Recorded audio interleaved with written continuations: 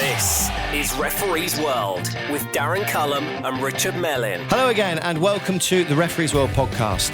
My name is Darren Cullum. I'm a Level 5 referee affiliated with Somerset FA, and this is PGMO Observer and South West Pool Observer Coordinator and my mentor, Richard Mellin. Hello, Darren. How lovely to see you again. Thank you, sir. Thank you. Right, okay, pleasantries over. Let's crack on. Got a little bit of a confession to make at the end of this podcast, okay? Because it's created a lot of frustration for me and a little bit of anger through something that I did. And I'll explain that. You know exactly where I'm going with this. Yeah. It did mean that I had to pay for Rich's parking again. So I'll tell you about that at the end of this episode. So with the 20-minute clock starting, let's go. This is Referee's World with Darren Cullum and Richard Mellin. So in this episode, we are going to talk about something that quite a few referees, a few of our colleagues from all over the world have contacted us about, and that is the inconsistency of VAR. Now, VAR, video assistant referees, it's fairly new to the big game. Rich, in your thoughts, a good thing or a bad thing? Personally, I think VAR is right in terms of it's needed for the game. If we look at refereeing is historically riddled at times with incorrect judgments. But that's part of the game. I'm a traditionalist, and that is part of the game. If you go back to those clashes of the 70s, the Liverpools, the Man United, and those dirty pitches where it was chopped up and everybody was going in, all legs and arms blazing and stuff, that was the game. Okay. Come into the new millennium. Yeah, I know. Come on. If you, okay. Yeah. The game has to progress. The game definitely has to progress. I believe it has. And, okay, there are one or two occasions when you can't quite agree with all the changes, and that's not meant to be anyhow. You're not meant to be 100% in agreement with all the changes. I don't think that's possible. So, VAR, is it a good thing? I think it is. It is there to help correct the errors of judgment. And at the moment, I think this is my view, nobody else's view. This is not an organisational view or an association's view. This is Richard Mellin's view. I think VAR is here to stay. And I think it is a good thing. But I think there needs to be a little bit more clarity and scrutinise the criteria for certain things that we're making judgments upon. Offsides are key to the game, but as you just said a couple of minutes ago, you know, the passion of the game and everything else, we've lived with offside judgments that were incorrect over many, many years. Can we just talk about an offside judgment which was highlighted by VAR in the weekend just gone by, which would have been the weekend, just so give you a good sense of time and date, would have been the weekend of 7th, 8th of November. And it was a game between Leeds United and Crystal Palace. And it was a great game. I think it ended 4-3, 4-2 to Crystal Palace. But the Leeds striker, who is on fire, what's his name? Patrick Bamford. He's on fire at the moment. He was awarded offside because his arm was offside, because he had his arm out. I mean, isn't that just a little bit too pedantic? I'm not sure pedantic is the right word, but I think surely it was wrong. Personally, I think, yeah, that's the word I was thinking. I want to use that. I think it's wrong because, as the player pointed out in interview afterwards, if I can't score with my arm, how can my arm be adjudged as offside? That was a very good interview that he did at the end of it, wasn't it? Yeah, I liked the way he come across there. Yeah, I did. He was nice and calm, and he delivered the message. You know, he's not understanding it. He's confused, and if he's confused, you can guarantee others are confused, and that will create conversation. That will raise frustrations amongst the players. So consequently, you can understand where the players are coming from as regards what they're expecting and what they're understanding. Maybe two different things in some cases. But I do think that judgment of the arm was offside, I think was just wrong. That's my personal opinion. So what areas do you think need to be tightened up on? And again, these are your opinions. There are tackles that are going on in the game, and you and I can relate to these because we see them at grassroots level. They are quite tough. They're quite ferocious. They're quite robust. Let's call them that. The robust, ferocious, tough tackling is almost out of the game at the elite level.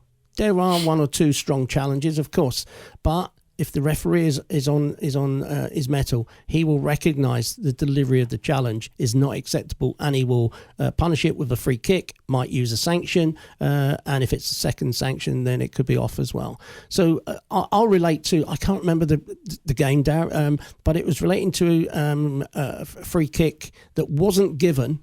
And the next phase or two phases of play, a goal was scored a little bit later. And I just think, the manner of which the challenge is made is what's now being judged. And whilst the player may get a little bit of the ball, which is what the case was in this case, the type of challenge is far too physical. But because it's VAR, can they not go back to that challenge? VAR can recommend to the referee, go and have a look at this. Have a look at the monitor. Yeah. And the fact that the referee went to the monitor and still came out with the same decision, I'm thinking, that's for me, that challenge was far too robust and should have been punished with at least a free kick. If you decide it was a little bit more than that, then that's up to the individual at the time.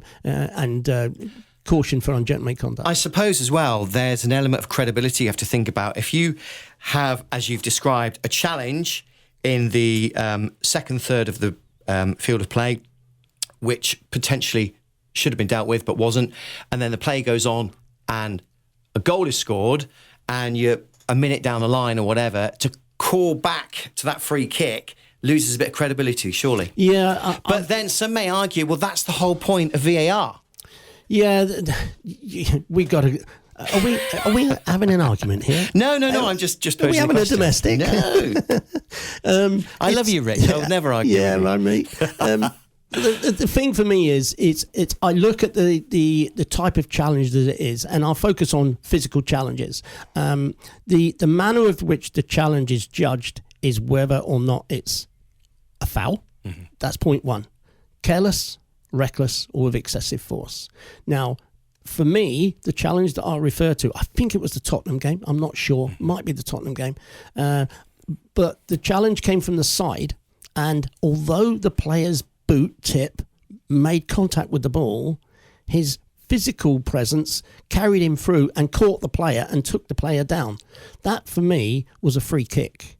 That's my personal opinion, and nobody else is on this occasion. Nobody's given me any guidance on that. Nobody's told me what is, what isn't. But that's my observation watching that challenge. And I just think a free kick should have been given, and then you wouldn't have had all the commotion that came next within about half a minute or a minute. A goal had been scored in the other direction, and that's what caused the frustration of it.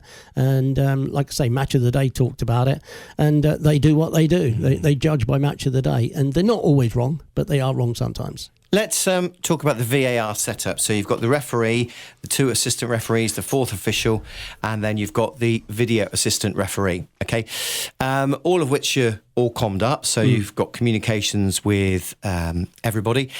When the VAR, this is for the benefit of those that don't know how it all works. When the VAR decides they're going to call a decision, and is it purely down to the referee deciding, or does the VAR pipe up in the comms and say, look, you missed that, you might want to go back to it and have a look, or how does it all work? There's a two-pronged attack to it, really. Although the match referee live on the day has the ultimate say.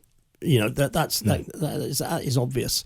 If there's communication between referee and VAR, there's a challenge in the penalty area. Play will continue if the referee doesn't think there's a foul.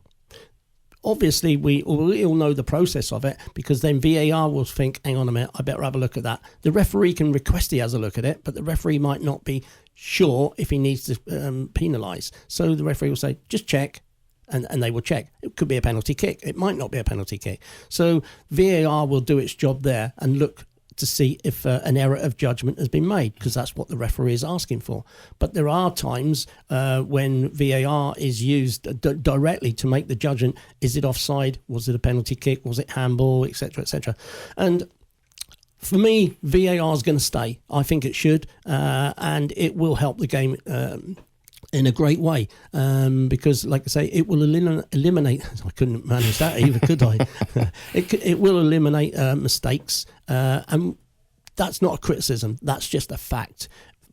football refereeing has always had its mistakes, and there are still mistakes in there now. But the fact that we've got VAR and we've got more media coverage, they're highlighting them more and more. And that's a lot to do with the money that's involved in the game now as well, surely. Sure. And like I say, that's something that we do have a little bit of handout from. But like I say, VAR does impact on opinion down at grassroots level where we are. That's quite obvious. And will it ever come down below where it currently operates? I don't think it will. It's too costly. It is huge money. How does it work then? Does each individual ground have a room where VAR is set up, or is there like a central VAR point and every game is streamed back to that VAR point? Or how does it work? That's exactly your latter description was the right one. Right, okay. It is in one area, Stockley Park, where it's all judged. VAR referee, VAR assistant referee, and the judgments are made there on all the games that are live at that time, and are being there where they're using VAR. So every game is covered 100%. I bet that's an interesting. There's no hiding for a match official nowadays, which is that's the tough world in which our referees live in. Of course, the next thing is going to be referee cam, isn't it? Having a GoPro or something strapped to your body, like what the police use. I think that could be a possibility, and it should be, because I support that approach in terms of should we have a body cam. I think it should be optional. That's the important thing for me. It should be optional. It should not be mandatory to wear a body cam. Wear a body cam if you want one. It will help your development. It will help your understanding of how you develop and the support it gives to you from using that sort of thing. So it can look at your good points, which could be, let's say, recognition of free kicks, but it also might show your mannerisms, your behaviour, the manner in which you deliver decisions. It can help you with that, because I do think it's not always what you do, but how you do it is what you're judged upon, because everybody knows that if a player commits a reckless challenge, he's going to be cautioned or booked, as some people like to say. But it's the manner in which you go about your business, calm, cool, and delivered in a well-timed manner. Interesting one, though. Look forward to it. Yeah. There will be loads and loads of discussions on this. And like I say, these are just my opinions, nobody else's opinion. I wouldn't mind giving it a try, actually. I might do that on a game. And we were to do, actually, as an experiment. Maybe on one of the under-18s games that you're going to chuck at me, we could bang on a body cam one day and maybe review it and then talk about it on the podcast itself. Okay. Well, you're dragging me into other areas here, because we're talking about body cams. I want to use the comms kit. Well, let's do that then. The comms kit is a good one for me in terms of I want to talk to the referee. I think you could be in a better position. Get to your left. To your left. That's how I see it sometimes, because I think you and I have talked about running from the D to D, penalty area to penalty area, and not going left enough. Because creating that opportunity to move left opens up the game a little bit, and you only need to move 2 or 3 yards, and the whole angle of making judgment changes immensely. Do you have a comms kit? No, I don't. I'll tell you what, I'll just take my mobile phone out, and when I'm in the middle of the game, you can call me or send me a text or something like that. No, Dad, just move to the left a bit, will you? I have a comms. I'd like to have a comms kit, but no, I don't. There's one for the Christmas list. Right, hopefully we've discussed VAR for you in a roundabout way, which I hope will give you some more thoughts on whether it's a good thing or a bad thing. And no doubt it will come up in conversation again soon. We've got about 5 minutes left. We need to very quickly talk about Par 4. Now, this is your outside project with Lee Probert. Yeah, Par 4 Sports. We set ourselves up a few years ago as Par 4 the course golf management, because that's what we started in, and we were doing a lot of charity work through golf competitions and everything like that. And we made a lot of money for the charities, prostate cancer and leukemia, Jamie Jenkins, autism and everything else.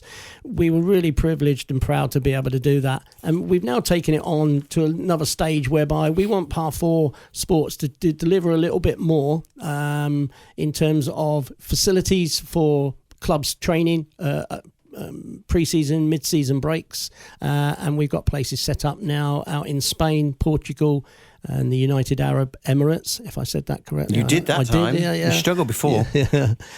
So, we've got training venues set up for professional clubs. We've got all sorts of things going well for us at the moment at these facilities. And me and Lee, we've got our heads together. Lee being an ex-Premier League referee and FIFA referee, and me with my Football League contacts. We just think we can make a good go of this. And Par 4 Sports is what it is. We had 13, 14 teams lined up for 2020 to come out to Spain with us, but that didn't happen because of COVID. We also had a referees training camp lined up for July 2020, where we're going to have 40 referees come out with us, all volunteers. We put up the idea that we were going to run a referees training camp, and we had 40 people come to us and say, can I come to your training camp? We set it up for level 7s to 4 referees. We didn't select anybody. We just allowed anybody to apply, and we gave them the details of what we were going to do. Unfortunately, La Manga was where we were going to go. That fell through because of COVID. And we were going to bin it, the idea, but Lee and one or two other people said, well, couldn't we get a place in the UK? And we came up with the idea, well, let's talk to St George's Park. So we took our referees. In the end, it was a maximum of 30 because of the COVID restrictions. We took 30 people, including staff, to St George's Park for 4 days, end of August. And we had 4 tough days of working together. We set up the day on the Thursday lunchtime by inviting them and welcome them to the venue, and we said, for the next 4 days we will treat you like professional referees, you will train like professional referees, and we expect you to behave like referees. To I was going to say to a man, because that's not right though, we had ladies involved as well.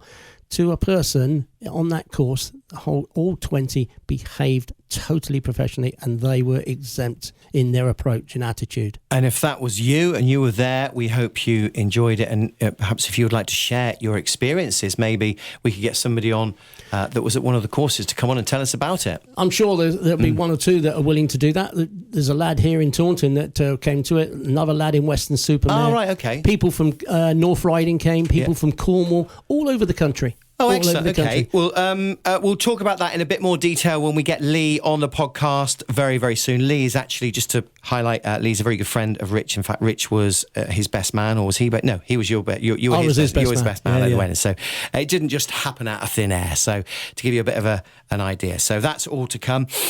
Just very quickly, I need to mention, bit of a confession to make.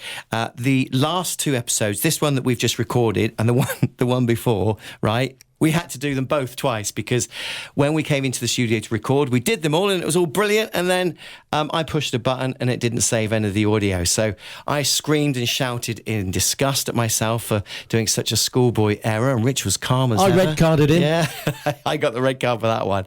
So we've had to do the whole lot again. So we've just been sat here for 2 hours and literally only got 2 episodes done. But not to worry. We've put down the first recording as a practice run. And we got through this one okay, didn't we? We have. Don't forget, you can listen to the Referees World podcast online at refereesworld.co.uk. You can listen on Spotify. You can listen on iTunes podcasts. And we are now weekly, okay? Every Friday at 5 p.m, one of these new episodes will drop into your inbox. It's a bit like that programme that used to be on TV called Crackerjack. Oh, my God. With Stu, what's his face? Stu Francis, wasn't it? Oh, I could crush a grape. Leslie Crowther in my day. Leslie Crowther, wasn't it? Yeah. And used to walk away with a cauliflower. Peter Clays, yeah. Right, listen, we hope you are well, and hopefully all things being equal, the Referees World podcast will be back at the same time next time. The download is complete. This is Referees World. Listen online at refereesworld.co.uk or search iTunes for Referees World.